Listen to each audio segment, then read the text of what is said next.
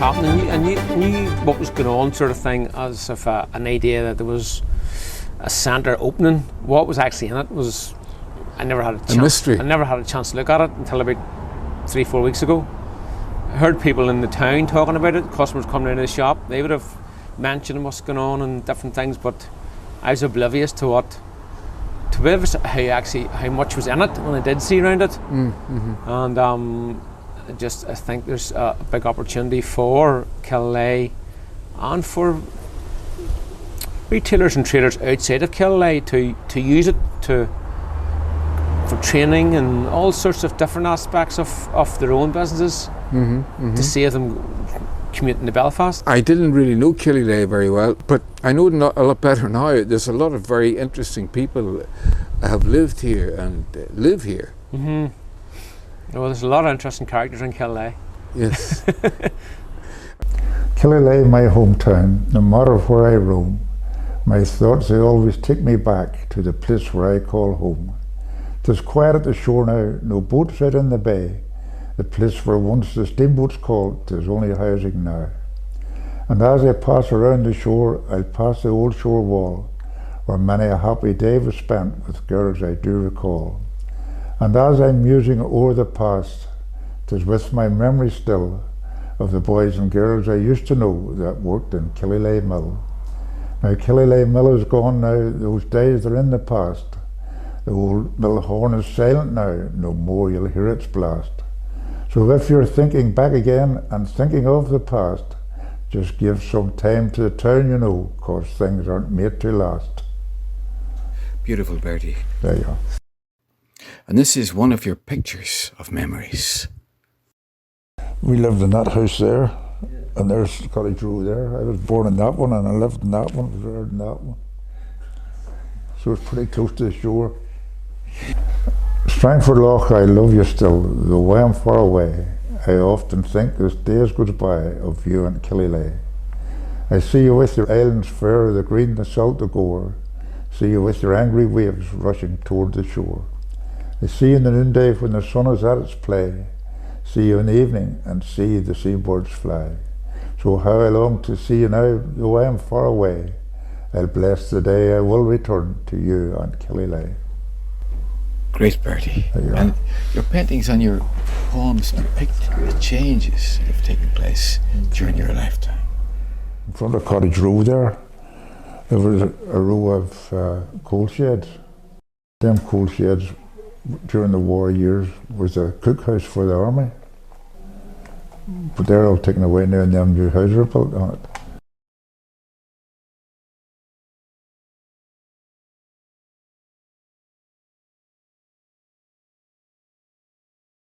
Left school at 1945. Shouldn't be telling you, yes, because it was over the countryside. And I went into the mill, left school in September. I went into the mill in October, and 70 pence a week for 48-hour week. Turned it up. You've done 7 years to serve your time. Them days, if you started at 14, you went to your 21 then. Well, you were talking about Killyleagh. Do you see these houses here? Lord Dufferin was on the expedition. So the story goes, but they'd called apparently into Norway and saw this type of houses. And there was diamond panes in the windows and so on, diamond panes and so on. And that's how you come to get that. And at the back of these houses here, there was what they called the ballast hole.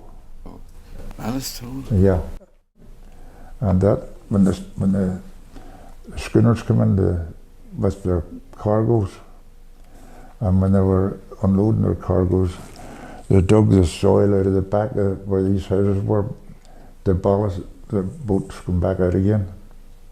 So, and then they take the soil from Killyleagh away off to the balance the boats, and that was the back of them houses was a ballast hole. And what did it like to live in? I don't know, done okay out of it, so it did. My family's portrait is the only one ever I tried and did. And during that, I decided I would write a small poem. And the poem is, when you and I were young, Emily, it was many years ago, when we walked those country roads in sunshine and in snow. It was from our Millen village, the third month of the year, on a cold March afternoon, I took my bride from here. Now it's 50 years and more now since we first did make that vow, to love, to honour and obey, that was our wedding day. The old farmhouse where first we met with welcome at the door. That old home is long since gone, 'tis gone forevermore. The old folk are all gone now, gone from the scene of time. But in God's time we'll meet again when we cross that great divide. Now you are gone now too, Emily, no more tears to dim the eye. But in God's time we'll meet again in that mansion in the sky.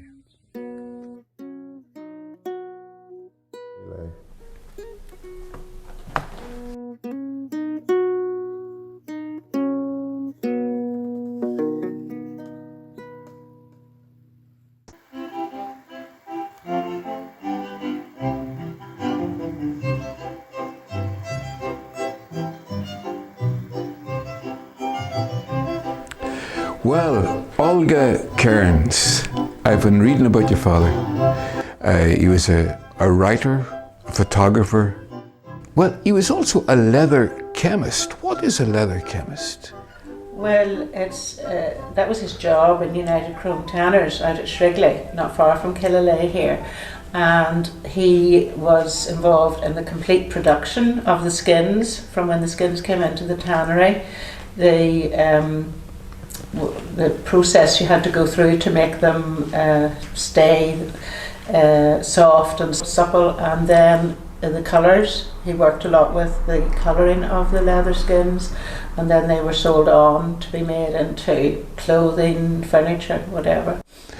And he did that sort of work in the Czech Republic or Czechoslovakia before he came here? Well, it wouldn't have been as advanced. He was really an apprentice, I suppose, in the Czech Republic, and to develop that skill so that he could go back to be a partner in that business.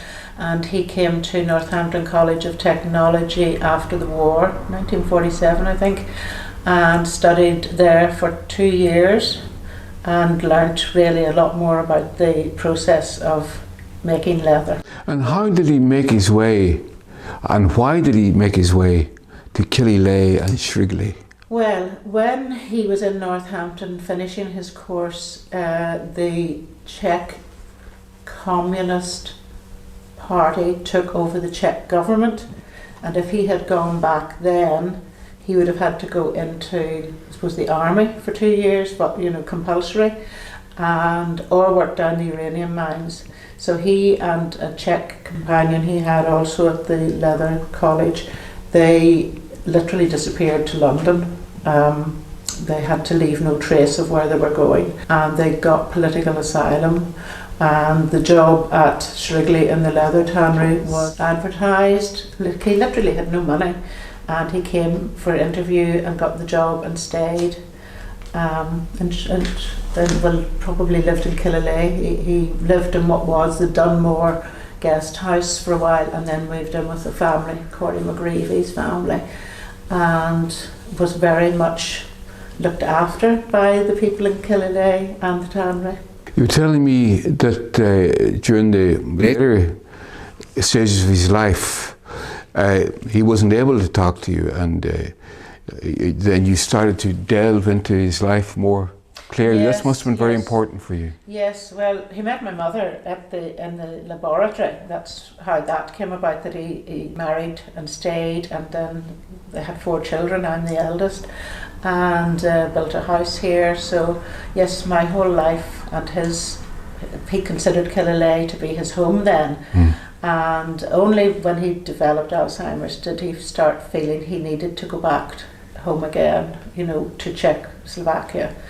But really Killyleagh was his home. So he, as I say, settled in really very well here, and that was home to him then. Well, he was in England when the communists took over. He couldn't go back, so he never saw his father again. No, his father died in 1959. I was 9, and I remember my father getting word, and oh dear, he was absolutely heartbroken and devastated.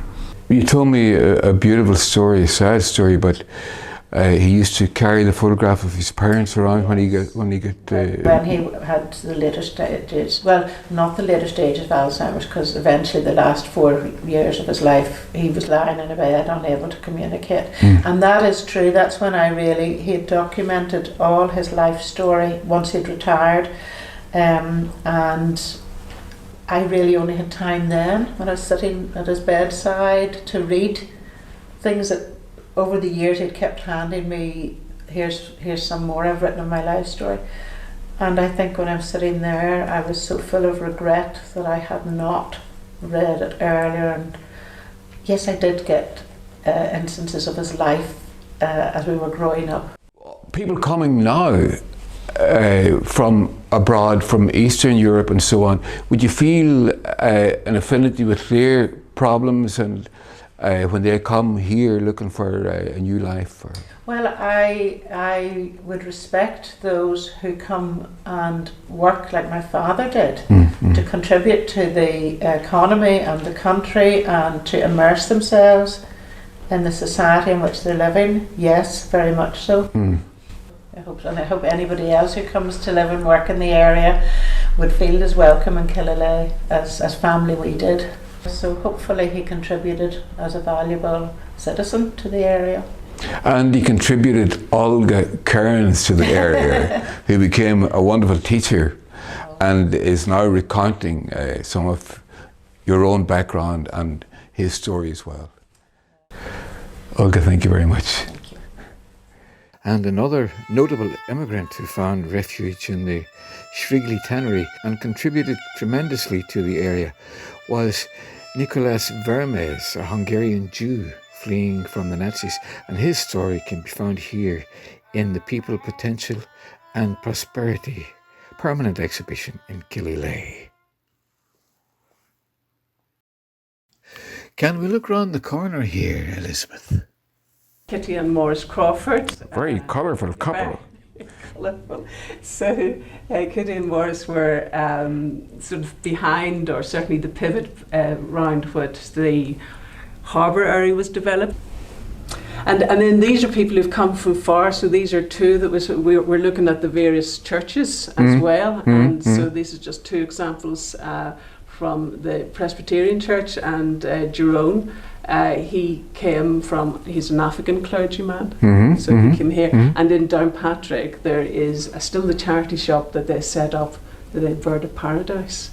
So, that was really interesting story. And Haran Higgins, he had been a runner in, as in racing, and he was taking part in a race and got speaking to someone, and that's when he turned his life to the service of God. Well, there's lots of more in here that we will be seeing later when it's revealed. Yes, all is not yet revealed. You ever meet these other boys? Oh, the Beatles? Aye. Oh, yeah. Well, on the programme tonight, we've been speaking to people who have come to Killyleagh from far off places, Australia, Africa, Eastern Europe, various places. Nathaniel Crawford came to Killyleagh from Ballynahench, but you took a very interesting journey. You didn't come directly. No. Tell us a little bit about that tourist route, Well, working route. I left here because of the bigotry. Wherever me and my friends went, we got picked on because we were mixed races, and we didn't want this. So the four of us, we went to London and we tried to make a better life there. But there was still the bigotry in London. After about 8 months, we came back to Northern Ireland, and then it was getting worse here, so then we took off again. Was this a group of musicians or friends just? Friends. Yeah. Yeah, a group of friends, and then we all got into our different things when we went back again. And it was good. You became very much involved with music. You became very much involved in fashion designing as well. And these beautiful leather jackets that I want to look at in a minute or two. But you started the leather work when you were very young in Bangladesh. Oh yeah. How did that begin? Well, it was my job. My father gave me when I was from about 10, know the heel and sole all the shoes. He showed me how to do it, and that was my job. You had the last and the... Oh yeah, I've still got my last. Yes. The very first one I had, I've still got it in the bedroom there. Well, from fixing boots in Ballynahinch to making a jacket for Keith Richards, for example, of the Rolling Stones. Yeah. How did that come about before we get onto the music side of things? He was one of many, of course, but... Yeah, but I'd met Keith quite a few times at parties and stuff.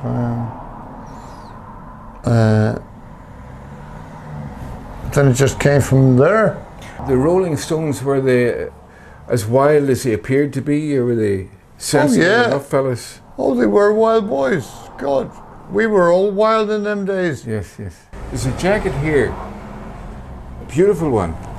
Is this an early one, or? That was 1974, 5? 74 or 75. Beautifully. Oh, it's all plaited instead of stitched. Yeah. That's I stayed on an Indian reservation for 6 months, to pick up their skills. In the States? Yeah, in New Mexico. I stayed there for 6 months to pick up these skills, and then and this one here, what sort of one did you make for Richards? well, it was similar to this, but it was darker. This was the very first jacket I made. There was trousers to go with it.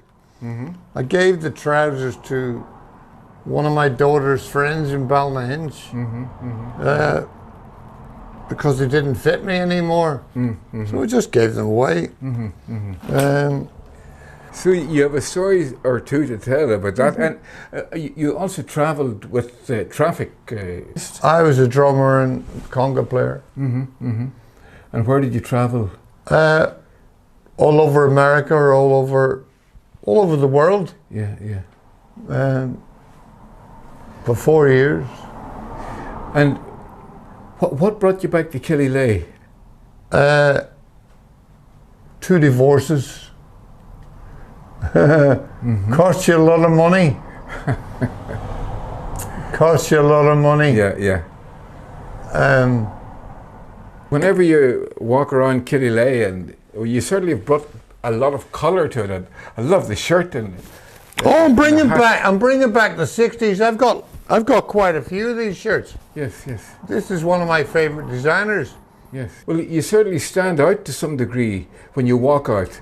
Do people in the town here realise the story you have to tell at all? Well, a lot of them do, yeah. Like if you go into the bar there's traffic songs on the, the jukebox. Yes. There's 5 or 6 traffic songs there. Nathaniel Crawford, an amazing man, and this is too short to be talking to you at all, because you've got a week of stories, or a month, or maybe a year to tell us. Well, I could have a few. You surely do.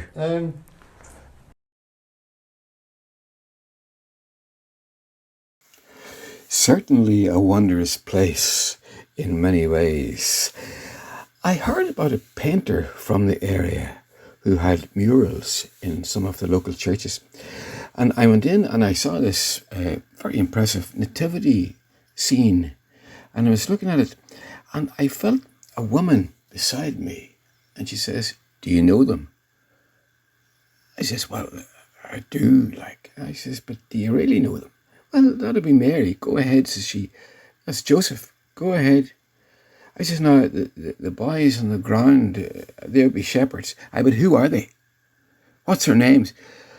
I says, I'm afraid I don't know." She says, "I know them all. I went to school with them all." And I looked for wings on her shoulders, but not a wing, just a wink of the eye. And she says, "That painter uses his parents and friends as models for his work." And of course, wasn't it a beautiful thing to do? And all the great painters did that. But that painter then I skipped over to France. Has arrived back in Killyleagh. And I sort of stayed in France for about 2 or 3 years. I really enjoyed that, you know. It was a different lifestyle. All the time I was moving from town to town, went through Paris, and then I would sort of zigzag all the way down, go to Galicia, San Sebastian, and then further down to Madrid. I love Madrid. And then from Madrid, just zigzagged all the way down to a place called Marbella. And what was leading you? Did you speak the language, any of the languages? No, I couldn't. No. So was your eyes were leading you? Was it things that you were seeing that you could paint was Yes. important in your journey? Yes, that was. And then you come back to Killyleagh. Oh, eventually, you know, skipped around, yes. And then eventually came back to Killyleagh. Why did you come back? It's like a big elastic band keeps pulling me back. And then I realised when I come back, Killyleagh's not so bad, you know, like it. At the top of these is like kingdoms, you know, maybe people had ruled this part of the land. It's like rural divisions, and then rule this part of the land. And, you know, there's still agriculture going on. But most of my paintings are like, it shows the past, the present, and, you know, maybe what's happening now, you know, with global warming. The painting done in the chapel here, it's a very interesting one. Tell us about that. It's like a double meaning. There's a cross in the face, and then one of the islands, if you can imagine, it's Strangford Loch, and there's little bumps, little islands, but the bumps come up here as her crown, and then she's submerged under the water, and then the crucifix, and then there's the church itself is down like submarine. Certainly layers within layers. And perhaps the role of the artist is to provide a finished work that stirs the beginnings of beyondness in the eye of the beholder. You were up at the exhibition upstairs, what do you think?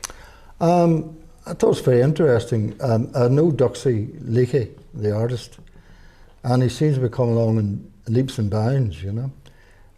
He's still in an early stage, you know, but I can see where his style is developing. This is a good venue, you know, for Killyleagh, and it's still in its infancy, as I know. But I'm hoping that will take off and be a centre not only for painting and writing, sculpture, things like that, so it can expand. That's what I hope for. Yeah. So it's nice to have something like that in Killyleagh. It's handy for me. Right.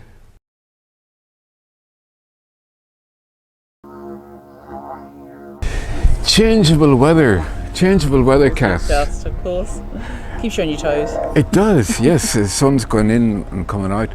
You've done a lot of travelling from when you left home to come to Killyleagh.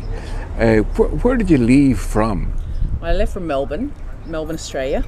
Left from Melbourne to go and see the world and enjoy everything that the world had to offer. And I arrived in London and ended up staying in quite a fancy part of London in Sloan Square, and which brings us all back to being in Killyleagh, where Hans Sloane is born. So we tie there right from the very start of the story. Stayed in Sloane Square, and from there ended up travelling around through Europe doing the backpacking thing as Aussies do, going walkabout, and seeing Greece and France and Spain and all the fun things there. And so you could meet up with people along the way. Or else it didn't take long before you met somebody that you could travel with for the next leg. Well, you have some stories to tell, and I know the people in that bar, the Dufferin Arms, where you're the landlady. Well, the partner of the owner, yes. Okay, absolutely, yeah. okay. He hasn't married me yet. Well, he's a lucky man to be as close as he seems to be. But it's an amazing thing that I think when I look at this place, I think of that poem. Into our town land on a night of snow rode a man from God knows where. No one saw him come or go, nor deemed him friend nor damned him foe, but we saddled this big roan mare. For in our town land we're decent folk. If he didn't speak, well, none of us spoke. We sat till the fire burnt low. And that is a wonderful poem in the Ulster Scots tradition from the 1790s, of course. And he didn't know the people that he was coming in to see, and they didn't know him, and there's a certain amount of suspicion. But it turned out they were all the one at the finish up. But you coming in here with all your stories and quite a different outlook, I suppose, in life. How did that all go? How did they see you, and how did you see them? Well, I think when I arrived here, how we first came to Killyleagh, my now ex-husband, but my partner then, he came down here for a pint one day with his mate. So he was living the other side of Belfast with his mum temporarily, and came down here for a pint and walked into the Dufferin Arms, and the then barman Jarvis McGoran, who's since passed away, he was behind the bar, and they enjoyed their pint and they sat out there. There were people coming and going up and down the street, and they got such a lovely warm welcome. So I roved into, oh, you're this Aussie, and so I got a lovely big warm welcome. So it was very easy to fit in straight away. Yes. And before long I took a job here. So I worked for the previous owners, and that's the best way to meet people, work in a bar, and especially when there's, it's a bar like this where there's music and there's food and there's great pints, and and people come from a long way to come to this bar. Well, blow-inism can be a term disparaging or foragingly that is used a lot these days. Yeah. And did you feel a blow-in coming in here? Definitely, and I still do. I still do feel a blow-in, and I think, I've said before about being, I've always felt like a blow-in in Australia anyway, because being a white Australian, I was always very aware that I was very lucky to be in Australia and to live on that land for as long as I did. I certainly never felt like I owned it. It wasn't mine to own, and it wasn't ours to own. I really, I say I'm not an activist or anything like that, but I think I don't have a problem with being a blow-in at Australia. I don't need to, I never felt like I need to own or need to be, be seen as to own that part of the land. And I think being a blow-in is quite a nice thing, because you can come in without your baggage, and people don't look at your baggage the same way. It's a funny thing. A long time ago, I had my palm read in Australia, as you do when you go to Byron Bay. I had my palm read, and the lady there said that you are working towards she's sort of asking about my destiny and everything, and she said, you're many people working towards greatness, and she said you're working towards a better lifestyle, not a richer lifestyle, but a better lifestyle. Cass, there's so much to talk about, and you would take up a whole programme easily on your own, and unfortunately we've just got a short time. But listen, thank you very much indeed. Very welcome. And it's great to meet you, and it's great to be a little bit of part of this place that I am now, coming here and meeting people like you, because it shows me another side of Killyleagh. Love to have you back sometime, for sure. Bring the instruments, get into the session sometime. I will for sure. Thank you. Thank you. So many precious people, so little precious time. People from so many strands and backgrounds getting together for momentous moments, which could indeed last but a moment, were it not recorded in some fashion for the years to remember and to return to dear old SHRIGLEY and the shores of Killyleagh. Farewell to dear old SHRIGLEY, farewell to the dear old Milton clock, farewell to the model round the corner, where many's a laugh I got. I think of you when in my bedroom, and go and leave your whacker to the stop. For we'll get you drunk today just before you go away, and you'll never see SHRIGLEY anymore. Whoa! And that's the SHRIGLEY anthem.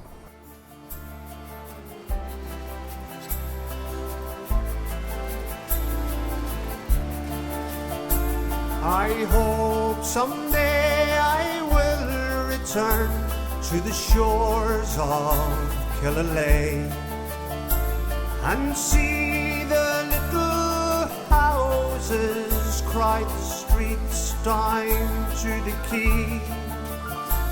The island's green, the water's blue that sweeps across the bay.